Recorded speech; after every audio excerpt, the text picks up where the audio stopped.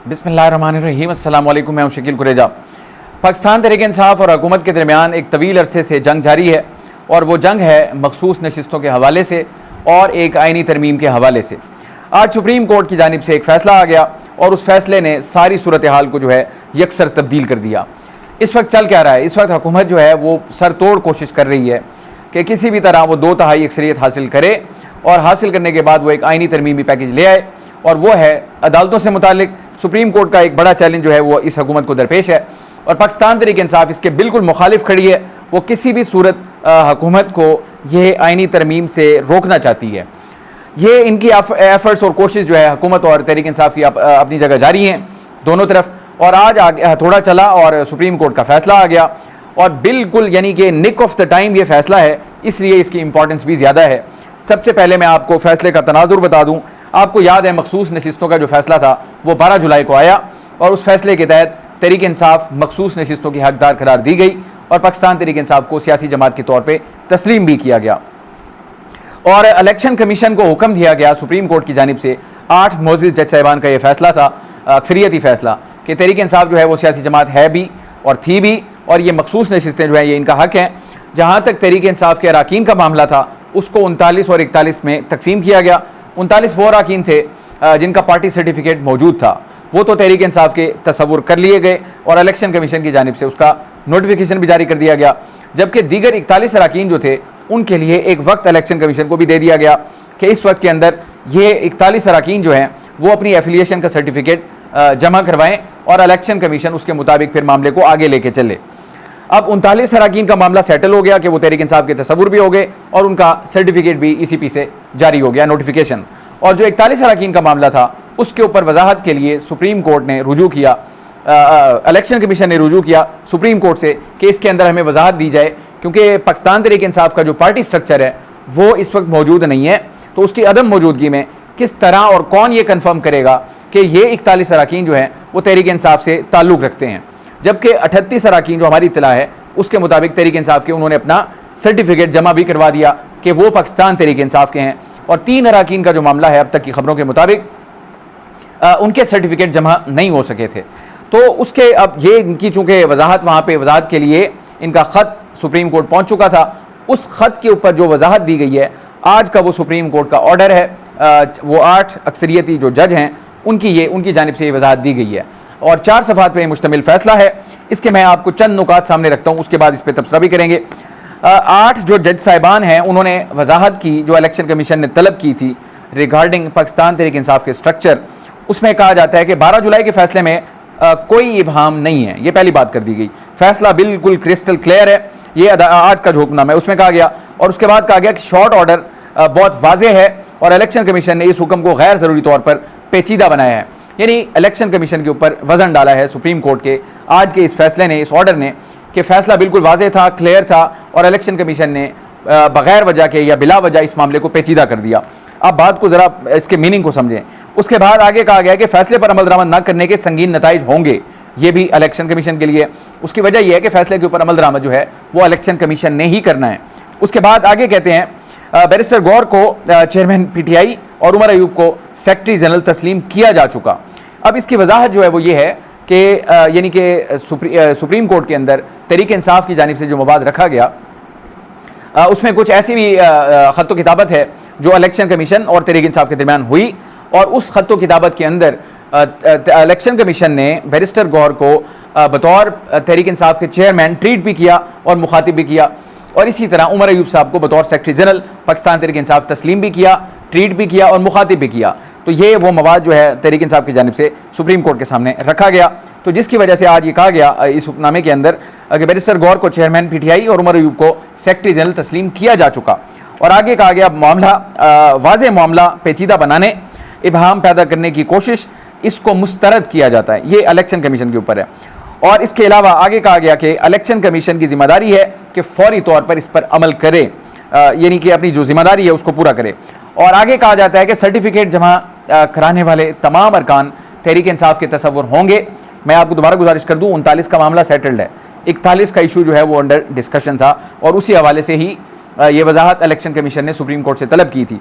अब supreme court क्या कह रहा है कि सर्टिफिकेट जमा कराने वाले तमाम अरकान तहरीक इंसाफ के तसव्वुर होंगे। अब तक की इतला 38 अरकान जो हैं उन 41 में से उन्होंने अपना सर्टिफिकेट जमा करवाया, यानी कि वो तहरीक इंसाफ के ही तस्वुर होंगे। ये कौन कह रहा है? सुप्रीम कोर्ट के मौजूद जज साहिबान। और फैसले का इतलाक कौमी और सूबाई असम्बलियों पर दोनों पर होगा। तो ये वाज़े तौर पर आज अपने हुक्मनामे के अंदर कह दिया गया। आखिरी बात इंतहाई इंपॉर्टेंट है, इलेक्शन कमीशन का वजाहत मांगना। ये भी इस हुक्मनामे के अंदर है कि इलेक्शन कमीशन का वजाहत मांगना दरअसल अदालती फैसले पर अमल दरामद में रुकावट डालना है। और आगे कहा गया election commission barrister Gohar Ali Khan को पीटीआई का चेयरमैन तस्लीम कर चुका है और पार्टी चेयरमैन तस्लीम करने के बाद इलेक्शन कमीशन अपने मौक़िफ़ से फिर नहीं सकता। तो बड़ा वाज़े, कैटेगोरिकल और साफ अल्फाज में सुप्रीम कोर्ट ने इलेक्शन कमीशन को ये कह दिया कि आपने जो वजाहत तलब की एक किस्म की वो गैर ज़रूरी थी, मामले को पेचीदा बनाने के लिए, उसको तवालत देने के लिए। और दूसरा, अगर अमल दरामद नहीं होता, इलेक्शन कमीशन अपनी जिम्मेदारी पर फौरी तौर पर अमल दरामद करे, और अगर ऐसा नहीं होता तो फिर इसके संगीन नताइज भी हो सकते हैं। यानी आइन और कानून की रोशनी में इलेक्शन कमीशन जो है वो एक आइनी इदारा है, तो इसलिए आइन और कानून के तहत उनको ये बताया गया है कि अमल दरामद न करने की सूरत में संगीन नताइज हो सकते हैं। और यह भी करार दे दिया गया कि इलेक्शन कमीशन पाकिस्तान तहरीक इंसाफ का चेयरमैन बैरिस्टर गौर को तस्लीम कर चुका है, उमर अयूब साहब को सेक्रेटरी जनरल तस्लीम कर चुका है और वो अपने इस मौक़िफ़ से फिर नहीं सकता। अब अगर सुप्रीम कोर्ट अपने हुक्मनामे के अंदर ये कह रहा है, ऑब्वियसली वो सबूतों के साथ, यानी कि जो कागज़ जो उनके पास मौजूद होंगे, दस्तावेज़ात, उसकी बुनियाद पर ये सुप्रीम कोर्ट कह रहा है। अदरवाइज सुप्रीम कोर्ट अपनी तरफ से ये बात नहीं करेगा। इसका मतलब ये है कि फैसला बिल्कुल वाज़े है, बिल्कुल क्लियर है और इलेक्शन कमीशन के बाद इससे बचने, इससे भागने या इससे जान छुड़ाने का कोई रास्ता, कोई वजह, कोई भी ऐसी चीज़ नहीं है कि वो इससे इनकार कर सके। और आज का दिन अगर मैं ये कहूँ पाकिस्तान तहरीक इंसाफ के लिए है या आज का दिन पाकिस्तान तहरीक इंसाफ का है, तो बिल्कुल ये गलत नहीं होगा, क्योंकि एक बड़ी जंग इस वक्त तहरीक इंसाफ और हुकूमत के दरमियान जारी है और वो जंग का एक किस्म का जो आप समझ लें कि नतीजा है वो आज सुप्रीम कोर्ट की तरफ से आ गया। अब इसके भी अपने कुछ मुज़मरात भी हैं, और मुज़मरात इसके क्या हैं? आप बड़ी जंग को अगर मैं पहले थोड़ा समझाने की कोशिश करूं, इस वक्त हुकूमत और तहरीक इंसाफ ये एक दूसरे के आमने सामने खड़े हैं। उसकी वजह क्या है? उसकी वजह यह है कि हुकूमत को अदालती महाज या अदालती चैलेंज दरपेश है और वो उसको काउंटर करना चाहते हैं, जिसके लिए वो अपनी एफर्ट्स, कोशिश और ये दो ताई अक्सरियत और ये आइनी पैकेज, तरामीम, ये सब कुछ कर रहे हैं। वजह क्या? ताकि इसको चैलेंज को वो काबू पा सकें, इसको कंट्रोल कर सकें या इसको हैंडल कर सकें। और दूसरी तरफ तहरीक इंसाफ खड़ी है, वो हुकूमत को ऐसे इकदाम उठाने से रोकना चाहती है। उसकी वजह से वो मुतअद्दिद बार ये कह चुके हैं अगर आप इस तरफ गए तो हम मुल्क के अंदर स्ट्रीट मूवमेंट शुरू कर देंगे। इमरान खान साहब ने कल भी ये बात की, इमरान खान साहब ने आज भी ये बात की, इमरान खान साहब ने परसों भी ये बात की, आज भी उन्होंने वाज़ेह अल्फाज में कहा कि स्ट्रीट मूवमेंट हम शुरू करेंगे अगर ये गए। नुक्ता क्या है? हुकूमत काजी फाइज साहब को किसी भी तरह बरकरार रखना चाहती है और तहरीक इंसाफ किसी भी तौर पर काजी फाइज को एक्सटेंशन नहीं दिलवाना चाहती कि वो हर सूरत अपनी डेट ऑफ रिटायरमेंट पर रिटायर हों ताकि जस्टिस मंसूर अली शाह साहब आएँ। ये बुनियादी वजह है। अब आता है रोल जस्टिस मंसूर अली शाह साहब का। अब इस वक्त ये बदनसीबी की बात है, बदकिस्मती की बात है हमारे लिए, मुल्क के लिए, बतौर शहरी भी, बतौर साफ़ी भी मैं कह रहा हूँ। उसकी वजह यह है, अब इस वक्त यानी कि पार्लियामान के अंदर एक तकसीम होती है, हुकूमत होती है, अपोजिशन होती है, इनके इख्तिलाफात होते हैं, मुखालफत होती है, इसमें कोई ऐसा मसला नहीं होता, कोई अचंभे की बात नहीं है। लेकिन जब उनके इख्तिलाफात सुप्रीम कोर्ट के चीफ जस्टिस की ज़ात से मंसूब हो जाएं तो ये एक तशवीशनाक बात है।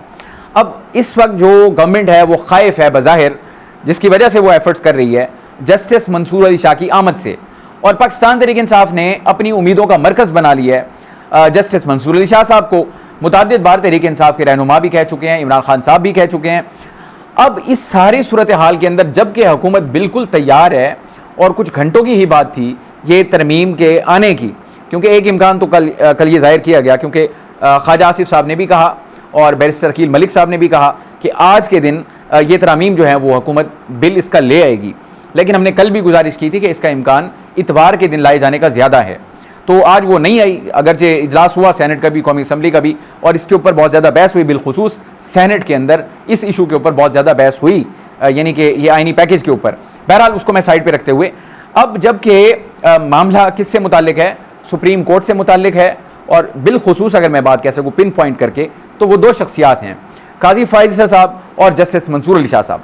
अब हुकूमत चाहती है कि जस्टिस मंसूर अली शाह साहब का प्रीमा फेशा है जो बज़ाहिर नज़र आ रहा है उनका रास्ता किसी तरह रोकें, जिसकी वजह से वो तरामीम का मामला कर रहे हैं। और तहरीक इंसाफ चाहती है हर सूरत जस्टिस मंसूर अली शाह साहब चीफ जस्टिस बने, क्योंकि उनकी उम्मीदों का मरकज़ इस वक्त वो हैं।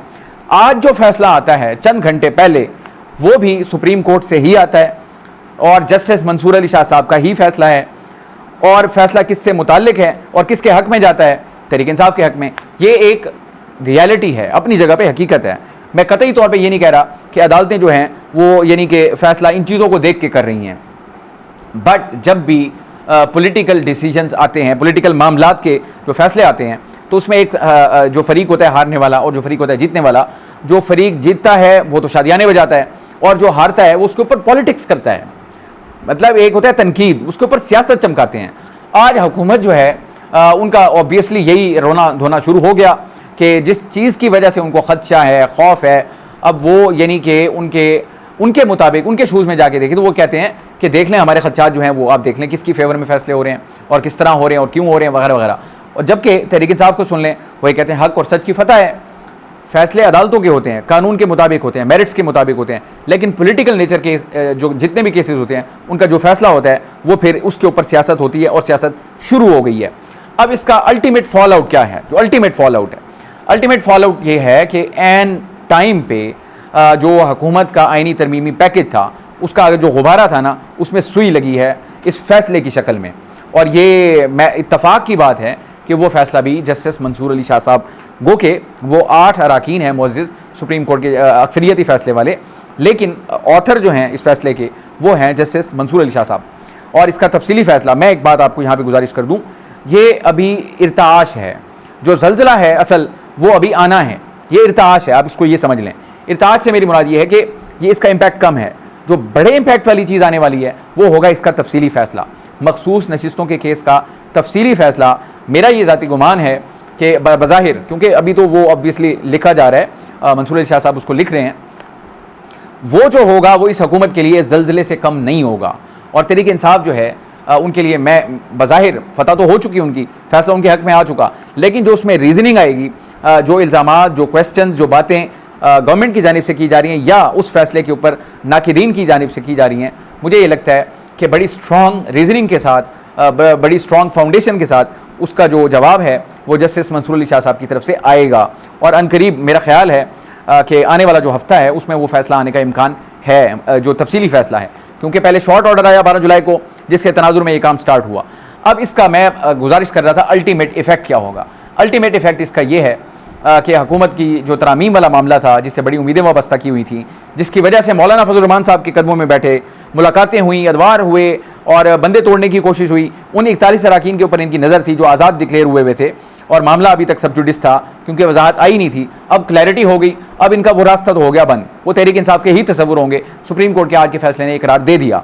अब हुकूमत पहले ही फ्रस्ट्रेशन का शिकार है और आज का जो फैसला है वो इस हुकूमत की जो फ्रस्ट्रेशन है उसमें कैटलिस्ट का काम करेगा, इस फ्रस्ट्रेशन को और बढ़ाएगा। लेकिन इसमें एक जो पेचीदा चीज़ है, क्योंकि पेचीदा ये बन गई कि जिस चीज़ से मुताल्लिक वो ये अपनी तरफ से इलाज कर रहे थे, ये चीज़ वहीं से आ रही है, अदालत से ही आई है, सुप्रीम कोर्ट से, और वो जो सारा कुछ मंजन अपना तैयार कर रहे हैं वो अदालत से ही मुताल्लिक है। अब देखना ये होगा कि हुकूमत एक कदम पीछे लेती है या 2 कदम आगे बढ़ती है। अब वो अपनी ऑप्शंस पे गौर करेंगे, जो भी अवेलेबल ऑप्शंस उनके पास हैं गवर्नमेंट के पास। तहरीक इंसाफ अपना ऑप्शन, उनके पास एक ही ऑप्शन रह गया, पाकिस्तान तहरीक इंसाफ के पास वाहिद ऑप्शन है, क्योंकि बाकी दरवाजे बंद हो चुके हैं, कुछ उन्होंने बंद किए, कुछ दूसरी तरफ से बंद हुए हुए हैं। इमरान खान साहब वाज़ेह ऐलान कर चुके हैं कि मैंने मुज़ाकरात का दरवाज़ा बंद कर दिया है, हुकूमत के साथ न करने का, मुज़ाकरात न करने का तो ऐलान वो कर चुके हैं, हर दफ़ा करते हैं कि इनसे मैं करूँगा ही नहीं। जबकि इस्टेब्लिशमेंट से मुज़ाकरात की वो ख्वाहिश जाहिर करते थे, वहाँ से दरवाज़ा बंद था, लेकिन अब इमरान खान साहब ने वो दरवाज़ा बंद कर दिया है। मुज़ाकरात का दरवाज़ा बंद, हुकूमत पीछे नहीं हट रही। तहरीक इंसाफ जो है उनके पास वाहिद ऑप्शन क्या है, वो है सड़कें। वो वहाँ पे किस कदर कामयाब सक्सेसफुल हो सकते हैं, इसका टाइम तो इसका जो फैसला है वो आने वाला वक्त करेगा। लेकिन फ़िलहाल हुकूमत की जो तरामीम है, अब कल का दिन इंपॉर्टेंट है, कल है इतवार, और इतवार को भी इजलास बुलाए जाने का इम्कान है। और अगर कल हुकूमत ये तरामीम लाती है तो फिर सबसे बड़ा चैलेंज ये होगा, देखना होगा कि वो अपने नंबर कैसे पूरे करती है। ये नंबर पूरे करना अब उनके लिए बहुत बड़ा चैलेंज है। कल हुकूमत की पटारी में से क्या निकलता है ये देख के आपको ज़रूर आगाह करेंगे। इमरान खान साहब की आज सहाफ़ियों से गुफ्तगू हुई अडियाला जेल के अंदर। उन्होंने वाज़ेह तौर पे ये कहा, उन्होंने कहा जी मैं जान की कुर्बानी के लिए भी तैयार हूँ, किसी की ग़ुलामी कबूल नहीं करूँगा, और ये मुकम्मल तौर पर कौम को ग़ुलाम बनाने जा रहे हैं। इसके अलावा उन्होंने कहा अदलिया में जिस तरह तरामीम लाई जा रही हैं, अगर ये समझते हैं कि हम चुप करके बैठ जाएंगे तो इनकी भूल है। हम पार्टी को स्ट्रीट मूवमेंट के लिए तैयार कर रहे हैं और पाकिस्तान तहरीक इंसाफ के अंदरूनी खाना ये जो स्ट्रीट मूवमेंट का मामला है, यानी कि मुल्क गिर एहतजाज, यानी स्ट्रीट मूवमेंट का था गली गली में एहतजाज होना, मुल्क के निज़ाम को चोक कर देना, ये उस तरफ जो है पाकिस्तान तहरीक इंसाफ कोशिश ज़रूर कर रही है बावजूद तमाम तर पाबंदियों के। और ये मेरा ख्याल है फैसला कुन घड़ी है। मुझे बज़ाहिर मैंने कल भी गुजारिश की और अब मैं दोबारा कर रहा हूँ कि ये वाली चीज़ जो है ये वो चीज़ हो सकती है कि जब ये जमूर टूटे और फिर सूरत हाल इतनी आगे निकल जाए कि किसी के हाथ कुछ ना आए, तो ये सूरत हाल बज़ाहिर जाती हुई उसी तरफ नज़र आ रही है, क्योंकि इमरान खान साहब भी छड़ने के लिए तैयार नहीं है। और इमरान खान साहब ने मजीद कहा काजी फ़ाइज़ साहब को लाने के लिए सर तोड़ कोशिशें की जा रही हैं और नई आइनी तरमीम काजी फ़ाइज़ साहब को लाने के लिए ही की जा रही है। और इसके अलावा उन्होंने कहा कुछ भी हो जाए 21 सितंबर का लाहौर का जलसा ज़रूर होगा, चाहे NOC दें या ना दें, और जलसा करना हमारा आइनी हक है। लेकिन जब ये साथ कहते हैं कि किसी भी सूरत विद NOC और विदाउट NOC, फिर यहाँ सूरत हाल जो है वो उसके मानी कुछ बदल जाते हैं। आज बिलावल भुट्टो साहब की कमी है। बिलावल भुट्टो साहब ने आज सेनेट की कौमी असम्बली में तकरीर की, इंतहाई अहम तकरीर है उनकी। उसमें एक चीज़ मैं सिर्फ आपके सामने रखता हूँ। उन्होंने एक टीज़र जो है वो चला दिया। वो ये कह रहे हैं बिलावल भुट्टो साहब, मैं उनकी लंबी तकरीर पे नहीं जा रहा, अगर जो वो बड़ी अहमियत की हामिल थी। उन्होंने कहा फॉर्म 45 और 47 के प्रोपेगेंडा पर भी बहुत बड़ी कहानी सामने आने वाली है और साजिश के तहत इलेक्शन को भी मुतासिर करना था। जब साजिश सामने आएगी तो इनको जवाब देना पड़ेगा। अपोजिशन की तरफ यानी कि तहरीक इंसाफ की तरफ उनका इशारा था। कोई ऐसी खिचड़ी पक रही है जो फॉर्म 45-47 से मुतालिक है। उन्होंने कहा जी वो आने वाली है, उसका इंतजार करेंगे वो क्या है। जबकि दीगर 3-4 साजिशों का उन्होंने जिक्र किया। उन्होंने कहा जी कुछ अफराद इदारे में और कुछ सियासी जमात में शामिल लोगों ने साजिश शुरू की माफ़ कीजिएगा, साजिश शुरू की। पहला हमला अदम एतमाद को मुस्तरद करना था। आपको याद होगा अदम एतमाद के मामले के ऊपर इजलास कॉल ऑफ कर दिया गया, फिर असम्बली तहलील हो गई। इसको वो कह रहे हैं बिलावल साहब कि ये एक साजिश थी। दूसरी साजिश आर्मी चीफ की तैनाती से पहले इलेक्शन कराना था। तहरीक इंसाफ की ख्वाहिश थी कि आर्मी चीफ की तैनाती बाद में हो, पहले इलेक्शन हो जाए। वो बिलावल साहब कह रहे हैं एक साजिश थी। फिर तीसरा वो कहते हैं हमला आर्मी चीफ के मनसब और तैनाती को मुतनाज़ बनाना था। चौथा हमला वो ये कह रहे हैं कि जो फॉर्म 45-47 है यानी कि इलेक्शन को मुतनाज़ बनाना भी इनका एक हमला था। वो बहुत सारी साजिशों का जिक्र कर रहे हैं, यानी इशारतन उन्होंने बातें की हैं। देखते हैं आने वाले दिनों में इन इशारों से क्या निकलता है। कल का दिन अगेन फिर इंपॉर्टेंट होगा। तहरीक इंसाफ और हुकूमत उनके दरमियान ठनी हुई है, बीच में आ गया अदालत का फैसला।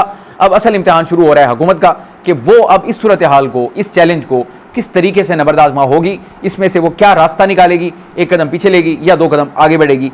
तहरीक इंसाफ फिर उसके मुताबिक अपनी पॉलिसी और फैसलों का ऐलान करेगी। कल आपको ज़रूर आगाह करेंगे इंशाल्लाह। आज के लिए इतना ही। आप हमारी वीडियोस को लाइक कर सकते हैं, चैनल को ज़रूर सब्सक्राइब करें और अपना फीडबैक कमेंट के ज़रिए आप हमारे साथ शेयर कर सकते हैं।